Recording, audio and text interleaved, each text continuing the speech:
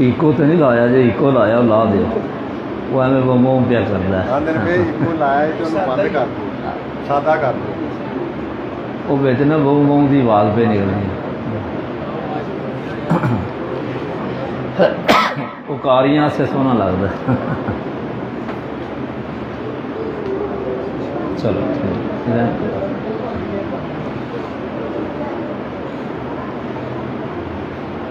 الحمدللہ وکفا وسلام علی عبادہ الذین اصطفیٰ، اما بعد فاعوذ باللہ من الشیطان الرجیم،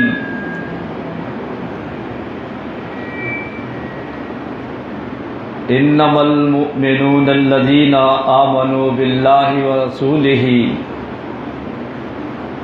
وَإِذَا تُلِيَتْ عَلَيْهِمْ آيَاتُهُ زَادَتْهُمْ إِيمَانًا وَعَلَى رَبِّهِمْ يَتَوَكَّلُونَ۔ میرے بہت ہی زیادہ قابل احترام سامعین و سامعات، دراصل یہ تکمیل قرآن میں سمجھتا ہوں کہ یہ ترغیب ایمان ہے کہ قرآن سن کر ہمیں ایمان کی حفاظت کی ترغیب ہوتی ہے، کیونکہ اس دنیا میں سب سے قیمتی چیز ایمان ہے، اور ایمان کا سب سے عظیم الشان محافظ جو ہے وہ قرآن ہے۔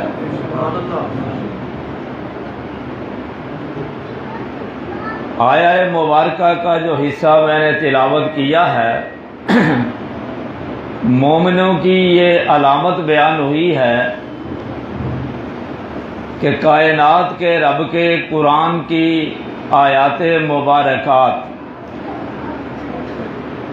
جب تلاوت ہوتی ہیں تو ان کے ایمان میں اضافہ ہوتا ہے، اور اپنے رب پر ان کا توکل جو ہے وہ بڑھتا ہے۔ تو یہ آیت بھی بتا رہی ہے کہ آیات قرآنی ایمان کی حفاظت کرتی ہیں، اضافہ کرتی ہیں، اسے تجدید کرتی ہیں، نیا کرتی ہیں۔ اب یہ دیکھیے، یہ وہ قرآن ہے کہ اگر اللہ پاک اسے پہاڑوں پر نازل کر دیتے تو پہاڑ جو ہیں وہ ریزہ ریزہ ہو جاتے۔ لو انزلنا ھذا القرآن علی جبل لرأیتہ خاشعا متصدعا من خشیۃ اللہ، اگر ہم اس قرآن کو پہاڑوں پر نازل کرتے آپ دیکھتے کہ وہ اس کے رعب و جلال سے، اللہ کی خشیت سے پھٹ جاتے اور ریزہ ریزہ ہو جاتے۔ اب اندازہ لگائیں، یہ سینے کے اندر چھوٹا سا دل اور ہے بھی گوشت کا ایک ٹکڑا، قرآن کی ہیبت، رعب، جلال، خشیت یہ ہے کہ دنیا میں سب سے زیادہ جو طاقتور اور بلندی میں شہرت ہے وہ پہاڑوں کو ہے۔ آج کوئی علاقے میں پہاڑ آ جائے تو بم لگا لگا کر، گرنیڈ مار مار کر راستہ صاف کرتے ہیں، یعنی کتنی طاقتور چیزیں ہیں، لیکن قرآن کی اتنی طاقت ہے کہ یہ پہاڑوں کے سینے چاک کر کے ریزہ ریزہ کر دیتا۔ اب بتائیں یہ معمولی دل پر اثر کیوں نہیں کرے گا؟ جب یہ دل اپنے ایمان کی حفاظت کرے گا تو یہ اس دل کی بھی حفاظت کرتا، وہ اس لیے کہ کوئی قرآن سے اثر نہیں لیتا تو دل پتھر سے بھی سخت ہو جاتا۔ فرمایا وَإِنَّ مِنَ الْحِجَارَةِ لَمَا يَتَفَجَّرُ مِنْهُ الْأَنْهَارُ وَإِنَّ مِنْهَا لَمَا يَشَّقَّقُ فَيَخْرُجُ مِنْهُ الْمَاءُ وَإِنَّ مِنْهَا لَمَا يَهْبِطُ مِنْ خَشْيَةِ اللَّهِ، اللہ کے ڈر سے پہاڑوں کے اندر سے نہریں جاری ہو جاتی ہیں، چشمے جاری ہوتے ہیں، بلند جگہ پہ کھڑے ہوں نیچے گر جاتے ہیں۔ تو یہ اتنا طاقتور کلام ہے اللہ تبارک و تعالیٰ کا، تو یہ دل اس سے بھی زیادہ سخت ہے، تب اس پر اثر نہیں ہو رہا۔ لیکن ایسے سخت دلوں کے لیے اللہ فرماتے ہیں فَوَيْلٌ لِّلْقَاسِيَةِ قُلُوبُهُم مِّن ذِكْرِ اللَّهِ، وہ دل جو اللہ کے ذکر سے سخت ہو چکے ہیں وہ برباد ہو جائیں، ہلاک ہو جائیں، تباہی ہے ان کے لیے۔ اس کا مطلب ہے اس تباہی سے بچانے کے لیے، قسوت قلبی سے بچانے کے لیے، سنگ دلی سے بچانے کے لیے اتنی سختی ہو جائے، پہاڑوں سے بھی یہ سخت ہو جائے، اس سے بچانے کے لیے سب سے بہترین نسخہ جو ہے یہ قرآن ہے۔ اس لیے یہ اتنی پرتاثیر کتاب ہے۔ اور پھر یہ دیکھیں کہ اللہ نے اسے کیسی عظمت عطا فرمائی۔ آپ نے جو ابھی کلام سنا ہے پوری دنیا میں مسلمان سن رہے ہیں، ایک اس انداز پر بھی غور کریں، یہ وہ قرآن ہے جو ہمارے حافظ صاحب پڑھ رہے تھے، جو کائنات کا رب خود پڑھتا ہے۔ اور جبریل فرشتہ، حدیث میں آتا ہے پر بچھا دے، 600 پر ہے، جب اس طرح پر پھیلاتا ہے تو پوری کائنات کو اپنے اندر سمیٹ لیتا۔ یہ اللہ کا کلام سب سے فرشتوں کے بڑے سردار، جو پر پھیلا دے تو کائنات کو اپنے اندر سمیٹ لیں، وہ اس کے امین بن کر دنیا پہ لے کر آئے۔ اور جبریل بھی اس کی تلاوت کرتے ہیں۔ اب یہ پہنچی پیارے نبی صلی اللہ علیہ وسلم تک۔ یہ ہستی کیا ہے، آج تک نہ کمال میں نہ جمال میں پیارے نبی صلی اللہ علیہ وسلم جیسی شخصیت دنیا میں آئی نہیں، ہر لحاظ سے بے مثال پیغمبر۔ اور آج وہ سینہ جبریل اس میں قرآن ڈال رہے ہیں۔ آج تک اس دھرتی کے ذرے نے کبھی ایسا پاکیزہ مقدس مطہر وسیع سینہ دیکھا ہی نہیں۔ سبحان اللہ۔ اب جبریل علیہ السلام اس میں اتار رہے۔ ثابت ہوا کہ نبی کریم صلی اللہ علیہ وسلم خود بھی اسے پڑھ رہے۔ فَإِذَا قَرَأْنَاهُ فَاتَّبِعْ قُرْآنَهُ، نبی کریم صلی اللہ علیہ وسلم جب قرآن اترتا، جبریل پڑھتے علیہ السلام، تو جلدی سے اپنے ہونٹ مبارک اپنے ہونٹوں پہ پھیر دے، بھول نہ جائے جلدی کرتے ہوئے۔ تو اللہ پاک نے فرمایا کہ نہیں، میرے جبریل کو پڑھنے دیا کرو، جب یہ پڑھ کے فارغ ہو جائیں پھر آپ پڑھیں۔ جب آپ پڑھیں گے تو ہم نے اسے آپ کے سینے میں محفوظ رکھنا ہے، اور صرف اسے ہی محفوظ نہیں رکھنا بلکہ فرمایا کہ ثم انا علینا بیانا، پھر آپ کی وحی ترجمان حدیث جو ہے اس کے ذریعہ اس کی وضاحت کرنا ہے۔ اس لیے یہ پیارے نبی صلی اللہ علیہ وسلم نے بھی تلاوت کیا۔ اب خلفائے راشدین جناب صدیق رضی اللہ عنہ، وہ 10 صحابہ بھی ابھی مبارک قدم فرش زمین پر چل رہے ہیں، عرش بری سے جنت کی بشارت مل چکی، اسے وہ بھی پڑھتے رہے۔ الغرض کوئی 1.5 لاکھ کے قریب صحابہ کرام رضوان اللہ علیہم اجمعین بھی پڑھتے رہے، 3 لاکھ کے قریب تابعین کرام بھی پڑھتے رہے، ائمہ، آج تک علماء، بادشاہ، بچہ، معصوم بچہ، بیٹی، بوڑھی عورتیں، بوڑھے مرد، یعنی ہر شعبہ زندگی جو ہے اسے تلاوت کر رہا۔ میرا مقصد یہ ہے کہ جب ہم اپنے مصلی پہ یا گھر بیٹھ کر یا مسجد میں یا دکان پر یا منڈی میں جہاں بھی اللہ کے قرآن کی تلاوت کر رہے ہیں، ذرا یہ ذہن میں لایا کرو کہ میں وہ کلام پڑھ رہا ہوں جسے اللہ خود پڑھتا ہے، جبریل پڑھتا ہے، فرشتے پڑھتے ہیں، نبی پڑھتا ہے، صحابہ پڑھتے ہیں، تابعین پڑھتے ہیں، دنیا کے بادشاہ پڑھتے ہیں، اور چھوٹا بڑا ہر مرد عورت جسے تلاوت کرتا ہے، یہ نسبت کہاں چلی جاتی ہے؟ وَإِنَّهُ لَتَنزِيلُ رَبِّ الْعَالَمِينَ نَزَلَ بِهِ الرُّوحُ الْأَمِينُ عَلَىٰ قَلْبِكَ لِتَكُونَ مِنَ الْمُنذِرِينَ۔ رب العالمین، کائنات کا رب تو ہم نے دنیا میں بڑے بنائے ہیں لیکن ہمارے بنائے ہوئے ہیں، جس طرح ہم ناقص ہیں ہمارے رب بھی ناقص ہیں، وہ کامل رب سب سے بڑا۔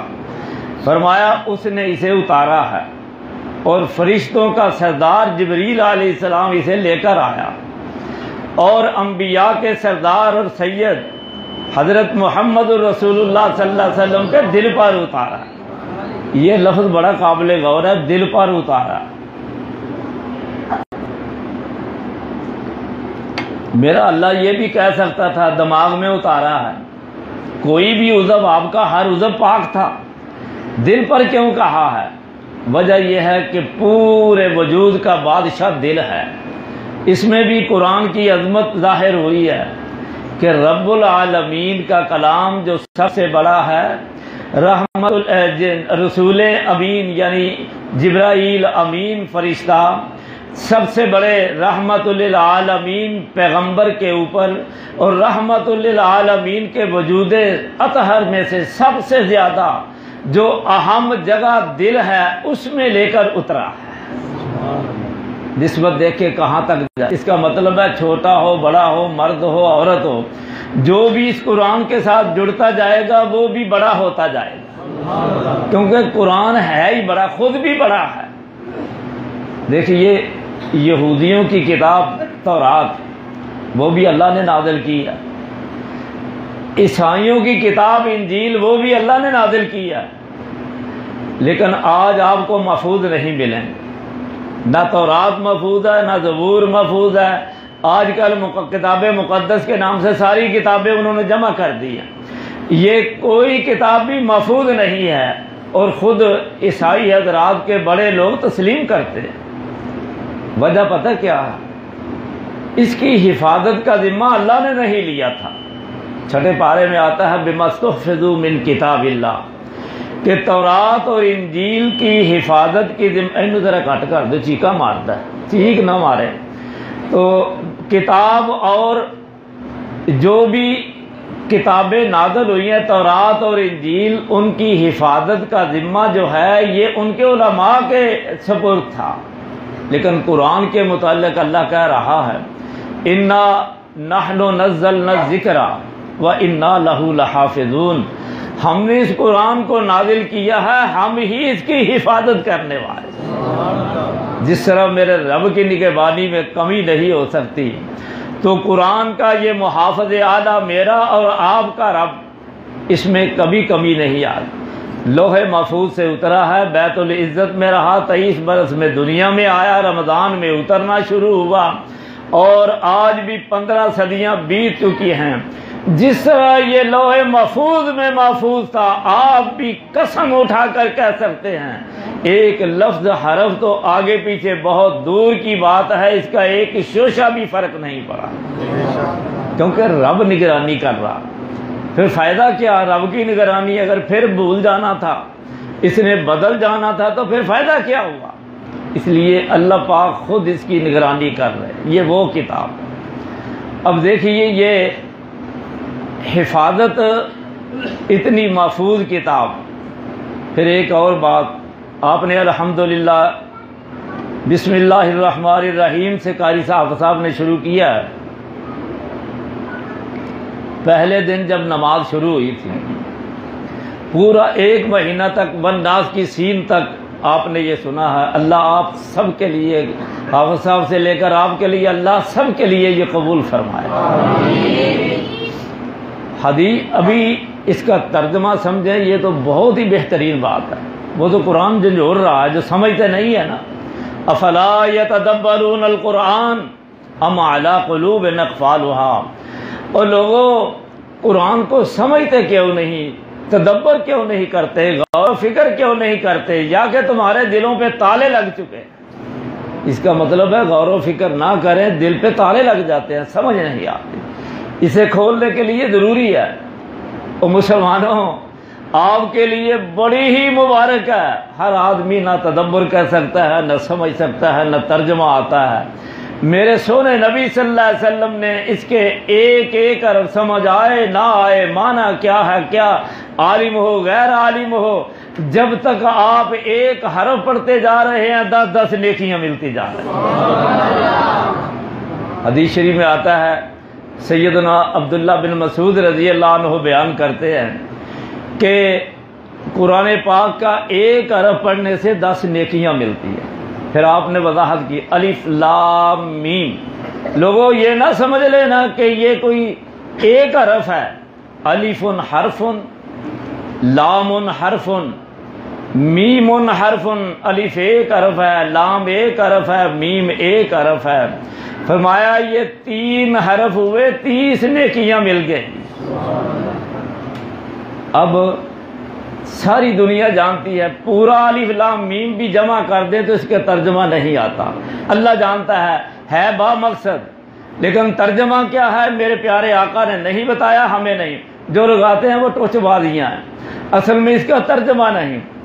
پھر آگے پھر آپ نے تقسیم کر دی الف. اب الف کا اور کوئی ترجمہ نہیں، لام علیحدہ کا کوئی معنی نہیں، میم علیحدہ کا کوئی معنی نہیں. میں یہ دلیل لے رہا ہوں، میرے پیارے پیغمبر صلی اللہ علیہ وسلم نے وضاحت کر کے یہ بتا دیا ہے. اور میری امت کے لوگوں تمہیں ترجمہ آتا ہو یا نہ آتا ہو، جو بھی ایک حرف پڑھے گا 10 نیکیاں ملیں گی، اور الف لام بھی پڑھنے سے 30 نیکیاں مل جائیں. اب بسم اللہ کی بات سے شروع ہے، والناس کی سین پر ختم. علماء نے لاکھوں حروف نکالے، لاکھوں. چلو ایک ماہ میں لاکھوں حروف آپ نے سن لیے، اور رمضان میں تو اور اجر بڑھ جاتا ہے. عام حالات میں آپ نے فرمایا 1 کی 10 نیکیاں. حرم میں چلے جائیں بیت اللہ میں، وہاں ایک پڑھے لاکھ، مسجد نبوی میں 1000 گنا، مسجد اقصی میں 500 گنا. جامع مسجد میں ثواب بڑھ جاتا ہے، عام مسجد میں اور کچھ نہیں تو 10 نیکیاں تو ہیں.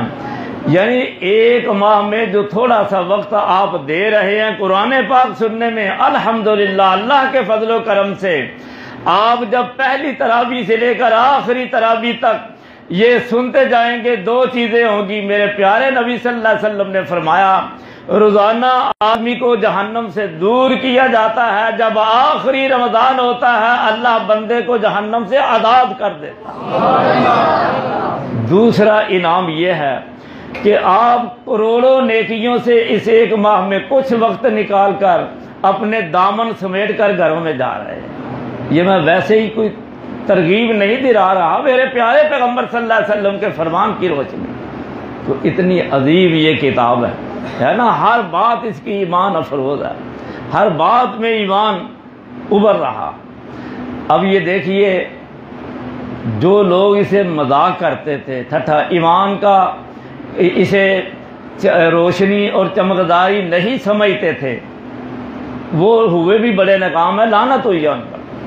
11ویں پارے میں اللہ فرماتے ہیں کہ وہ لوگ فزادتہم رجسا علی رجسہم، جو منافق لوگ تھے نا، قرآن نے جب کہا نا کہ میرے پڑھنے سے ایمان میں اضافہ ہوتا، مذاق اڑاتے تھے. آتے تھے مثلا یہاں سے نبی پاک کی مجلس سے اٹھ کر گئے، بلکہ بعض اوقات کسی انداز پر وہیں شروع ہو جاتے تھے. ہاں جی تہاڈا کنا ایمان ودیا، مذاق کرتے تھے، طنز کرتے. نبی پاک کو آئے سناتے تو باہر جا کر مذاق سے کہتے. ان کے متعلق اللہ فرما رہا ہے فزادتہم رجسا الی رجسہم علی رجسہم، ان کی پلیدی در پلیدی میں اضافہ ہوتا گیا، کیونکہ ان کا اندر گندا تھا، ایمان نہیں. تو ایماندار کو یہ جلا بخشتا ہے. یہ تقریبیں ویسے نہ سمجھتے کہ بازی تکمیل قرآن ہوا ہے، یہ تکمیل قرآن نہ سمجھے آپ، تکمیل ایمان سمجھیں کہ یہ سن کر ہمارا ایمان تکمیل پا رہا. تو یہ جو ایمانداروں کے لیے یہ اتنا بڑا اجر ہے. اب دیکھیے پیارے نبی صلی اللہ علیہ وسلم جب ایمان کا اعلان کرتے ہیں، یعنی کوئی کیسا بھی ہو یہ ایمان کی طرف قرآن کھینچتا ضرور ہے. فاروق اعظم رضی اللہ تعالی عنہ جب آپ نے قرآن سنانا شروع کیا سخت ترین مخالف تھے۔ اصل میں یہ واقعہ جو ہے نا وہ بہن کے پاس گئے تو پھر مسلمان ہوئے، پھر نبی پاک کے پاس، مورخین نے اس پر تنقید کیا لیکن اس کی سندیں بہت زیادہ ہیں۔ بہرحال اسے بالکل بے اصل نہیں کہہ سکتے، ہے گنجائش کہ یہ ممکن ہے ایسا ہوا ہے، مشہور روایات ہیں، کچھ مل کر واقعات تقویت بھی پہنچتی ہے، بالکل اسے رد نہیں کیا جا سکتا۔ تو تیار ہو چکے تھے کہ میں قرآن کو ختم کرنے جا رہا ہوں۔ اب سنگ دلی کا اندازہ لگا، ایک ان کے متحد تھی خاتون، ایک آدمی بھی تھا، کچھ وہ نا حضرت عمر رضی اللہ عنہ سے اپنا دکھڑا سنانے لگی، چہرے پہ کچھ نظر آیا کہ یہ عمر بن خطاب جو ہے نا اس کے چہرے پہ اتنی رقت کبھی طاری نہیں ہوئی، جھلک نہیں نظر آئی جتنی آج آ رہی ہے، پتہ نہیں کیا ہوا اسے۔ اصل میں کچھ نہ کچھ وہ مائل ہو رہے تھے۔ وہ بات یہ ہوئی تھی کہ یہ تو بالکل صحیح واقعہ ہے جو میں آپ سنانے لگا۔ فاروق اعظم رضی اللہ عنہ کہیں باہر تھے، پھر آپ کے قرآن کی مسلمانوں یہ عظمت ہے تمہارے لیے، یہ بلندی ہے کہ جن بت یہ بول بول کر خود ہی اعلان کرتے ہیں، یعنی جہاں شیطان چھائے ہوئے تھے نا رب کا قرآن وہاں بھی چھا رہا تھا۔ حضرت عمر رضی اللہ عنہ کہتے ہیں میں ایک وہ جو کاہن ہوتے ہیں ان کے قبرستان کے قریب تھا، لیٹا ہوا تھا، آواز آئی اور طاقتور آدمی تو یہاں سویا ہوا ہے، ایک اللہ کا نیک بندہ بڑا ہی اچھا وہ رب کا قرآن لے کر آیا اور تجھے پتہ ہی نہیں۔ یہ کہتے ہیں میری آواز جو ہے میرے کانوں میں پڑی۔ اب میں نے کہا سیدھا جا کر نبی پاک سے بات کرنا ذرا مناسب نہیں، کیونکہ مخالف تو تھے۔ یہ کہتے ہیں کہ میرے پیارے نبی صلی اللہ علیہ وسلم وہاں نماز ادا کرتے تھے، آپ کو علم نہیں، میں غلاف کعبہ اوپر کیا، حجر اسود کے قریب عموماً آپ کھڑے ہوتے تھے۔ وہ حجر اسود سے مجھے یاد آیا یار وہاں بھی جا کر اپنی تاریخ یاد رکھا کرو، جب اسے چومنے کا موقع ملے نا، یہ ہمارا عبد المتین ہو کر ہے، اللہ سفر قبول کرے، آپ ہم سب کو اللہ وہاں جانے کی توفیق عطا فرمائے۔ تو یہ وہاں جب اور کوئی چیز باقی نہیں رہی پرانی، حجر اسود حضرت ابراہیم علیہ السلام کے وقت اسے چومتے ہوئے قریب جاتے ہوئے 4000 سالہ تاریخ دہرا لیا کرو کہ یہ وہ پتھر چومنے لگا ہوں جسے حضرت ابراہیم علیہ السلام نے چوما تھا، شعیب علیہ دیگر انبیاء نے چوما، میرے پیارے آقا کے لب یہاں رکھتے رہے ہیں، جناب صدیق کے لگتے رہے ہیں، فاروق اعظم کے، خلفائے راشدین کے، صحابہ کے۔ یہ جب تصور کریں گے اور رقت طاری ہو جائے۔ وہ کہتے ہیں کہ مولانا وہاں گئے، بڑا پیارا شعر، بڑا مجھے شعر کم ہی یاد ہوتے ہیں، وہ مجھے ہو گیا۔ تو وہ وہاں جب چومنے لگے نا تو کہنے ہیں لپٹ کر چوم لے گل کو ہے بلبل، چمن میں پھر بہار آئے نہ آئے، پتہ نہیں پھر موقع ملے گا یا نہیں ملے گا، تو آج حجر اسود کو چوم لے۔ تو انہیں پتہ تھا کہ حجر اسود کے قریب آپ تشریف فرما ہوتے ہیں، آپ قرآن پڑھ رہے ہیں۔ حضرت عمر رضی اللہ عنہ کہتے ہیں میرے دل میں آیا یہ تو کوئی شاعرانہ کلام ہے، ساتھ ہی آپ سورۃ الحاقہ پڑھ رہے تھے، وما ہوا بقول شاعر، آپ وہاں پہنچ چکے تھے کہ یہ شاعر کا قول نہیں۔ پھر کہتے ہیں میں نے کہا یہ دیوانے تو نہیں، وما ہوا بے مجنون کے لفظ بھی آئے کہ یہ کوئی جنون کا کلام نہیں۔ اس طرح میں نے پھر کہا کوئی کاہن کا کلام ہے، فرمایا وما ہوا بقول کاہن، یہ کسی کاہن کا قول بھی نہیں۔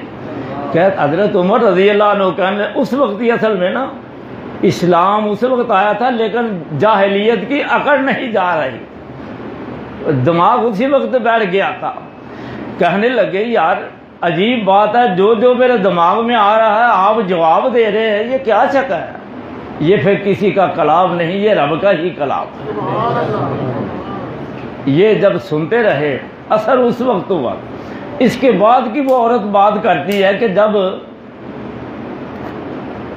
دیکھیے کتنے سخت تھے حضرت عمر رضی اللہ اسلام کے خلاف، اس عورت نے اپنے خامد یا اس سے بات کی کہ میں نے آج جو نرمی فاروق اعظم رضی اللہ عنہ کے چہرے پر دیکھی ہے نا، یہ کبھی نہیں میں نے دیکھا۔ استغفر اللہ، اس کے الفاظ ہیں۔ کہنے لگا بھائی بات سن، تو کیا بات کر رہی ہے؟ خطاب جو ہے نا، عمر کا باب خطاب، اگر تو مجھے یہ کہے کہ اس کا گدھا اسلام لے آیا ہے، عمر کا میں نہیں مان سکتا۔ سختی کا اندازہ لگائیں کتنی سختی تھی۔ وہ کہنے لگی کچھ ہے۔ وہ میں نے جب کہا ہم ہجرت کرنے لگے ہیں، وہ پریشان ہوئے ہیں۔ اچھا، یہ تھا اصل میں پہلا وار، اسلام کی پہلی جھلک تھی جو ان کے دل و دماغ میں اتر گئی تھی۔ یہ تھی حضرت یہاں۔ پھر وہ بہن والا واقعہ بھی آیا، تلوار لیے جا رہے ہیں، نعیم نامی آدمی ملے، کہا کہاں جا رہے ہو؟ کہنے لگے وہ اسلام کا سرگنا، قرآن کا سرگنا جو لوگوں کو سنا رہے ہیں، میں ان کی گردن کاٹنے جا رہا ہوں۔ کہنے لگے جس کی گردن جس وجہ سے جو کاٹنے جانے لگے ہو تو وہ عبد مناف کا بیٹا ہے، قریشی عبد مناف۔ تو عبد مناف عمر تجھے اس دھرتی پہ زندہ چھوڑیں گے؟ پھر بھی کچھ سوچنے لگے، کہنے لگے کچھ بھی ہو جائے، میرے نزدیک میں جو اپنا تبصرہ کرتا ہوں وہ یہ ہے، مجھے یاد نہیں۔ ابو جہل بھی آپ کا مخالف تھا، ابو لہب بھی مخالف تھا۔ اعلانیہ طور پر 8 دن اپنی تلوار کو زہر لگا کر تیز کرتے ہوئے مکے کی گلیوں میں شور مچانے والا کہ میں آج نبی اکرم صلی اللہ علیہ وسلم کا سر لینے جا رہا ہوں، سوائے فاروق اعظم رضی اللہ عنہ کہ مجھے کوئی بھی نظر نہیں آیا۔ اس سے اندازہ لگائیں کتنی شدت سے مخالف۔ ذرا میں یہ توجہ دلا رہا ہوں، آخر میں ایک بات میں توجہ دلانا چاہتا ہوں۔ اب ان کی سختی کا اندازہ لگائیں، کسی میں یہ جرت نہیں۔ وہ بھی اس نے بہانہ لگایا، اگر تم ختم کرنے جا رہے ہو کس کس کو ختم کرو گے؟ پہلے پھر اپنی بہن کو ختم کرو، اپنے بہنائی کو ختم کرو۔ کہنے لگے کیا ہوا ہے؟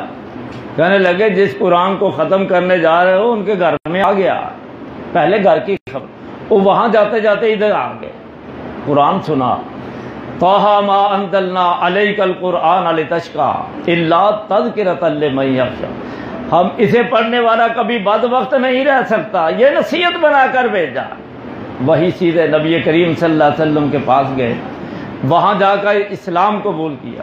کہتے جہاں گئے نا، پہلے بڑی عجیب قسم کی بات ہوئی۔ ایک آدمی نے درخت سے دیکھا، کہنے لگے عمر آ رہے ہیں اور تلوار حمائل کی ہے ویسے ساتھ بہن بھی ان کی۔ اس سے ایک دن پہلے حضرت حمزہ رضی اللہ عنہ مسلمان ہوئے۔ کہنے لگے گھبراتے کیوں ہو؟ اگر عمر پہلوان ہے تو میں بھی وہی ہوں، اگر عمر چودھری ہے تو میں بھی چودھری ہوں، اگر عمر جوان ہے تو جوانی میری بھی کم نہیں، اگر وہ با ہمت ہے تو ہمت میری بھی کم نہیں، اگر وہ شمشیر دن ہے، بازوئے شمشیر دن لے کر آ رہا ہے، میرے بازو میں بھی بڑی قوت ہے، آج مقابلہ ہوگا، میرے اندر ایک اضافہ ہے، وہ مسلمان نہیں، میں مسلمان ہو چکا۔ اسے یہیں لٹا کر آج اپنے بھتیجے کے سامنے اس کی گردن اڑا دوں گا۔ آئے آپ نے فرمایا کہ حمزہ جوش کی ضرورت نہیں، میرے چچا جوش کی ضرورت نہیں، میرے رب نے جو معراج تاریکی میں دعا کی تھی کہ 2 آدمی ہیں، عمر بن ہشام ابو جہل ہے یا عمر بن خطاب ہے، میرے اللہ تجھے جو زیادہ اچھا لگتا ہے تیرے دین کے لیے مفید ہے وہ مجھے دے دے۔ ترمذی میں یہ روایت آتی۔ فرمایا حمزہ گرم ہونے کی ضرورت نہیں، میرے رب نے میری دعا کو سن لیا۔ اس سے یہ بنا ہے کہ حضرت عمر رضی اللہ عنہ مراد رسول ہیں کہ نبی کریم صلی اللہ علیہ وسلم نے مانگ کر لی۔ آپ نے دامن پکڑا، اس طرح جھٹک کر کہا اے میرے عمر اجے وقت نہیں آیا کہ اسلام قبول کرو؟ کہنے لگے آقا اسی لیے تو آیا، اور آیا کیا لینے؟ وہاں کلمہ پڑھا۔ حضرت عبداللہ بن مسعود رضی اللہ عنہ فرماتے ہیں اس سے پہلے ہم دم دبا کر چھپتے رہتے تھے، پہلی بار فاروق اعظم رضی اللہ عنہ نے ہمیں ساتھ لیا اور کعبہ میں جا کر سب سے پہلے ہمیں وہاں نوافل پڑھائے، نماز پڑھائے۔ اب یہ تبدیلی کون لا رہا ہے؟ قرآن پاک لا رہا۔ یار اتنا بڑا مخالف اب یہ ایمان لا رہا ہے، اور پھر ایمان لایا عام نہیں، فرش زمین پر بات کرتا ہے، عرش بری سے قرآن بن کر آتا۔ ایک واقعہ علامہ شبلی نعمانی رحمہ اللہ نے لکھا ہے، رات گشت کر رہے تھے تو ایک جگہ پہنچے، ایک گھر سے کوئی تہجد پڑھ رہا تھا، آواز آئی کہ وَإِنَّ عَذَابَ رَبِّكَ لَوَاقِعٌ، تیرے رب کا عذاب ہو کر رہے گا۔ وہیں سینہ پکڑ لیا، دیوار کے ساتھ ہی بیٹھ گئے، وہیں بے ہوش ہو گئے، اٹھا کر گھر لے گئے۔ کہا حضرت ہوا کیا ہے؟ کہنے لگے میرا اور میرے رب کا راستہ بتانا نہیں چاہتا ہوں، اس گھر سے آواز آئی ہے تیرے رب کا عذاب ہو کر رہے گا۔ عمر حرکت ہی نہیں کر سکا، مجھے پتہ ہی نہیں میں کہاں پڑا۔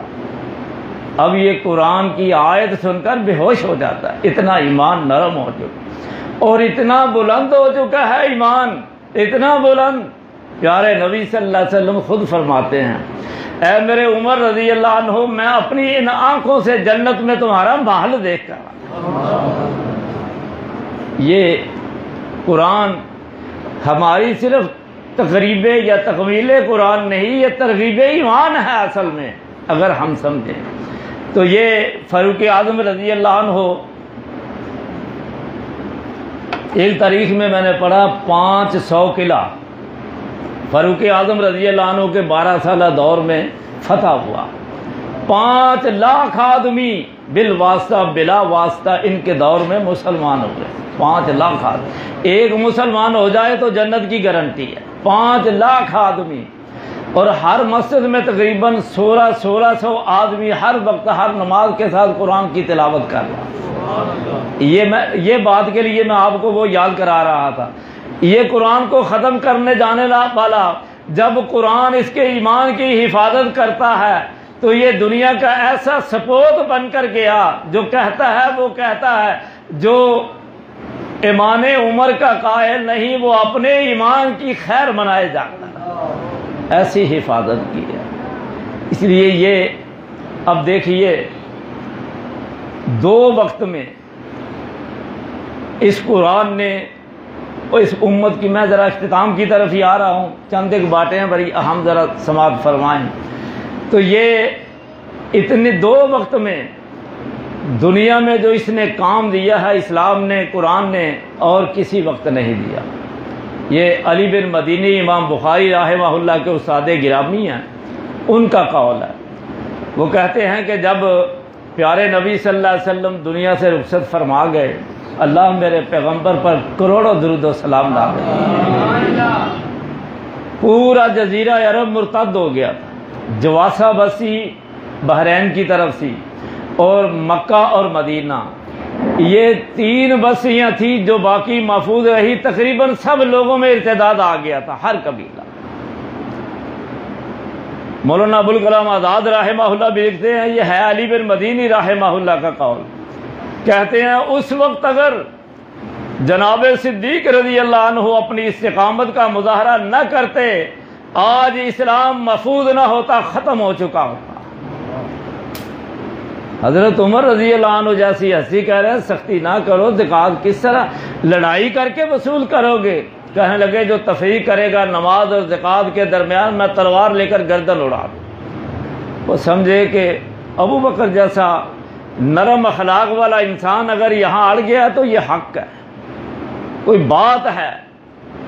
اب لشکر اسامہ پھر بھی 2 سال 6 ماہ 10 دن اس خلیفہ راشد کی حکومت رہی ہے۔ 2 سال 6 ماہ 10 دن میں میرے آقا صلی اللہ علیہ وسلم جہاں جزیرہ عرب کو چھوڑ کر گئے تھے اسی شاہراہ پہ چڑھا کر پھر یہ دنیا سے رخصت ہو۔ اللہ نے اس وقت، کہتے ہیں جناب صدیق اکیلے تھے، اگر وہ استقامت نہ، بچانا تو اللہ نہیں ہے لیکن آدمیوں سے لینا ہے کام۔ ایک پھر وقت آیا خلق قرآن کا، سیدنا امام احمد بن حنبل رحمہ اللہ کے وقت میں۔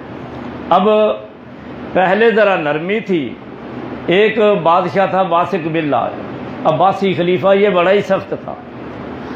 اب اندازہ لگائیں، اس نے قانون بنا دیا کہ جو قرآن کو مخلوق نہیں مانتا وہ ان سے دستخط کرواؤ، اس کی گردن اڑا دو یا جیل میں ڈال دو، جو مانتا ہے لکھ دیتا ہے تحریر کر دیتا ہے اسے چھوڑ دو۔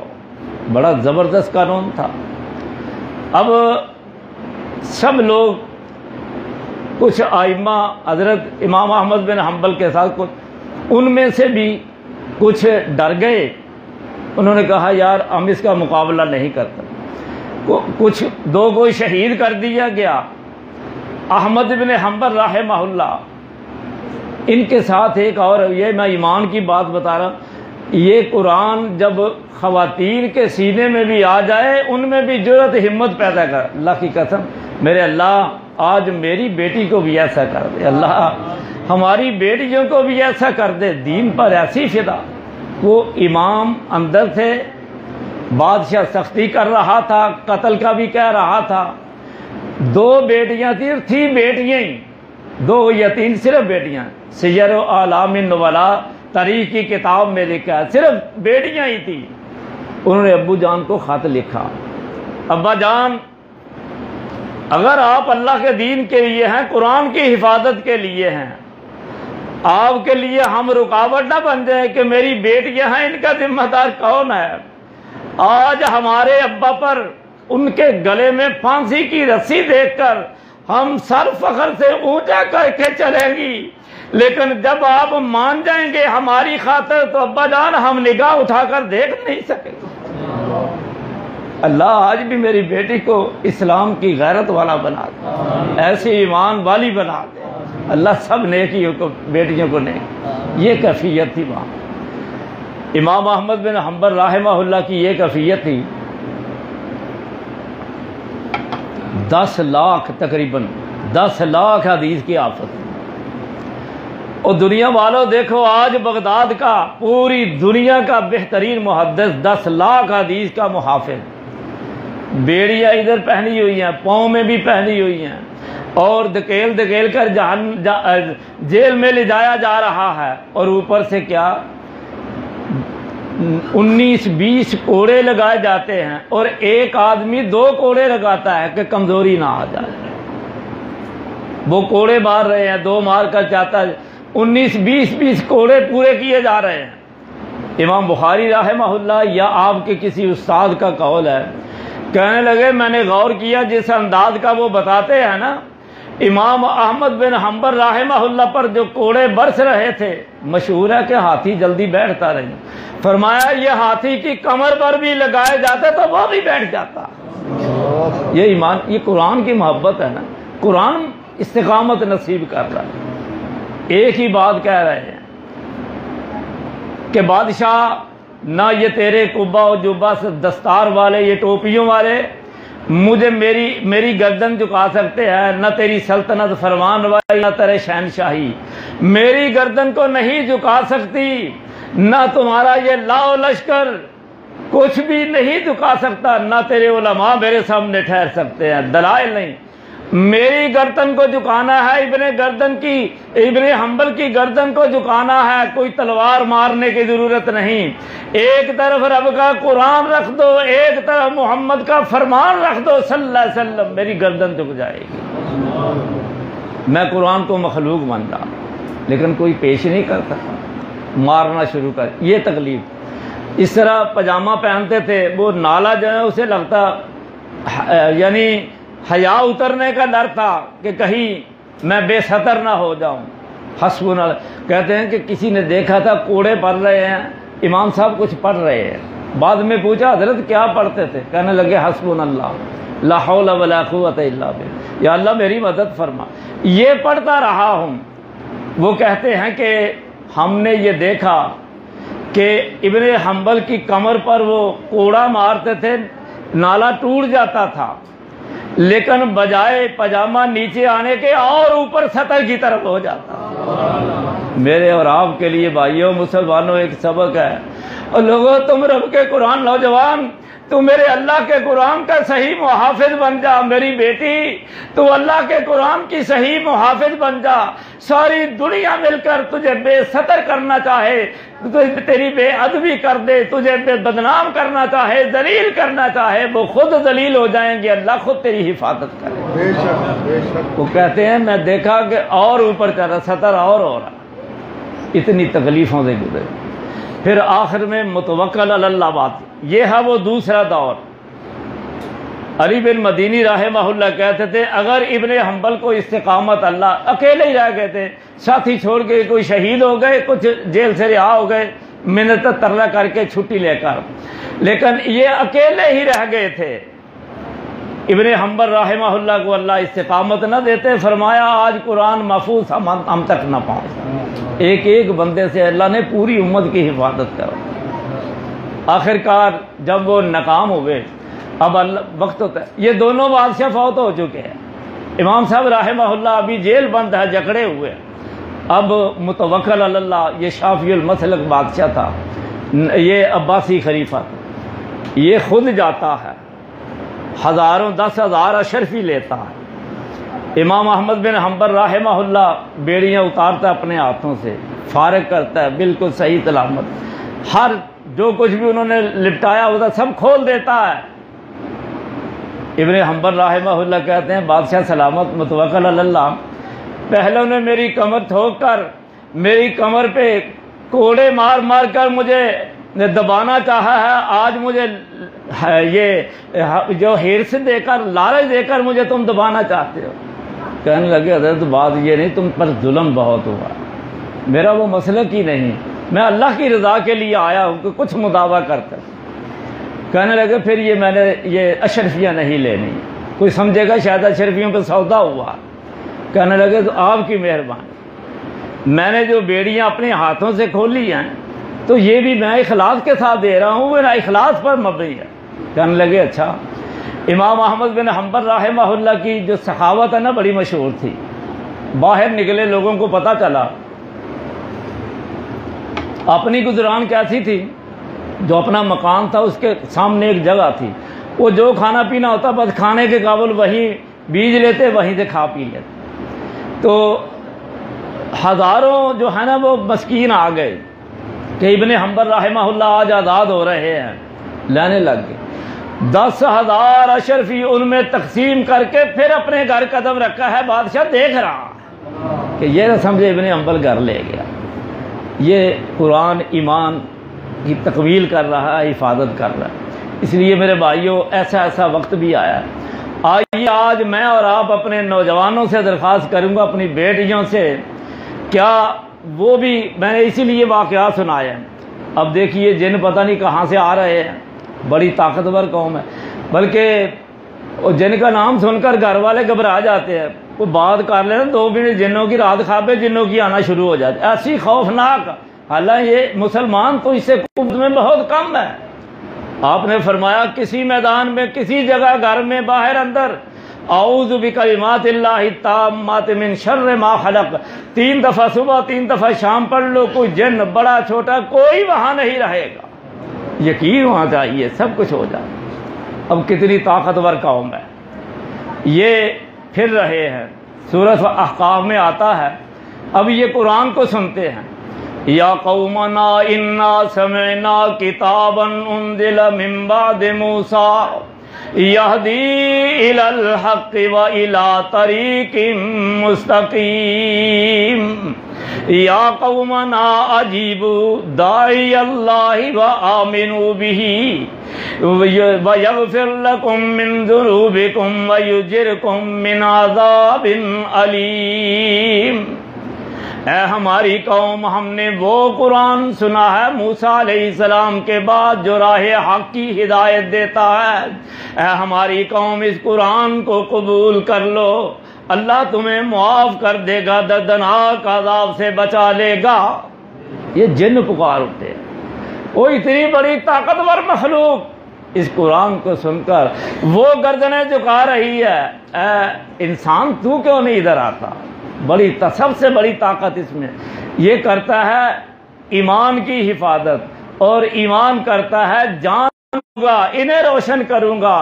ہے میری بہن یہ جو اعلان کرے قرآن کی حیا پہ چلوں گی، یورپ کی لائی ہوئی بے غیرتی کے پیچھے میں نہیں پڑوں گی۔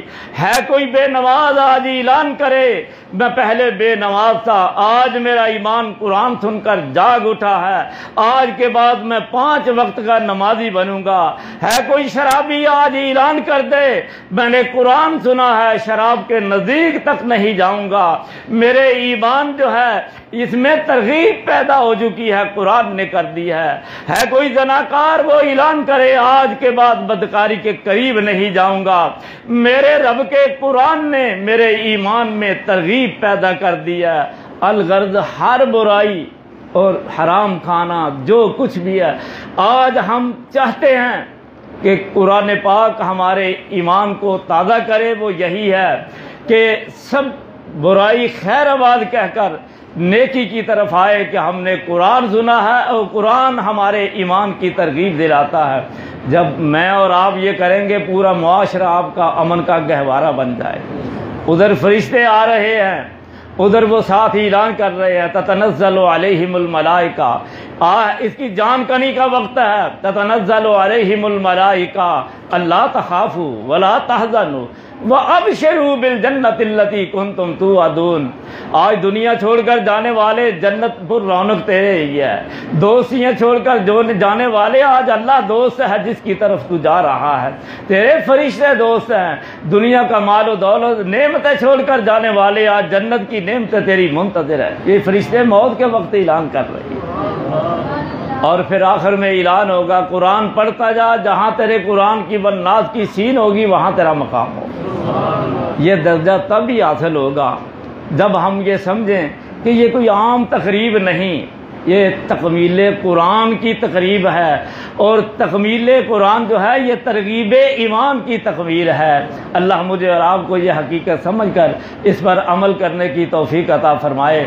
اقول قولی ھذا استغفر اللہ لی ولکم وآخر دعوانا ان الحمد للہ رب العالمین۔ میں بھائیوں آپ کا شکریہ ادا کرنا چاہتا ہوں۔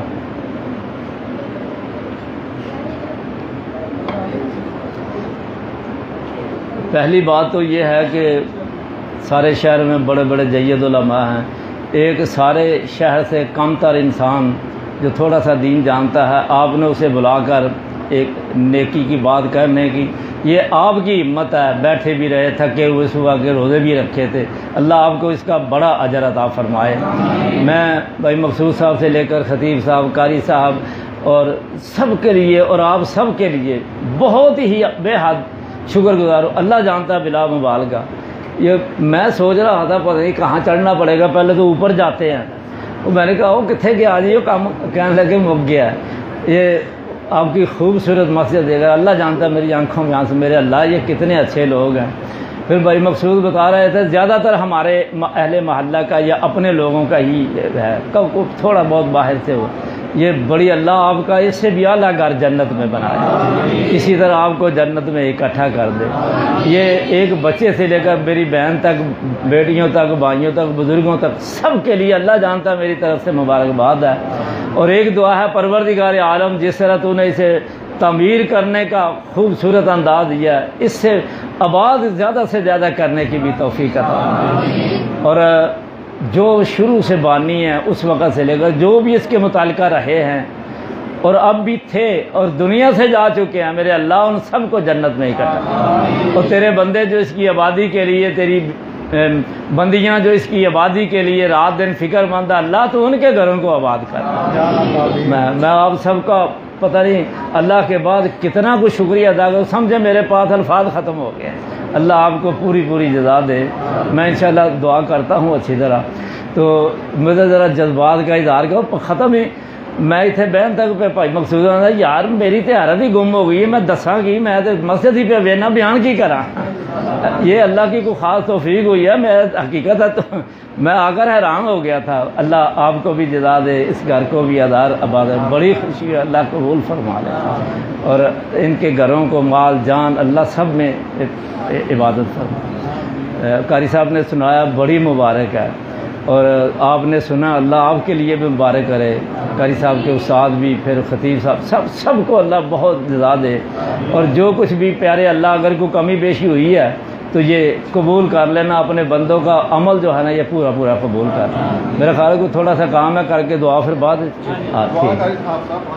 چلو ٹھیک ہے جی، دعا بھی انشاءاللہ کر کے جانا۔ کتنے ہمارے ساتھی پھر پتہ نہیں یہ زندگی میں ملے نہ ملے، ویسے بھی گناہ گار ہے، جہنم بڑی سخت ہے، اس کو سامنے رکھ کے پھر دعا شعا کریں گے انشاءاللہ۔ ہے۔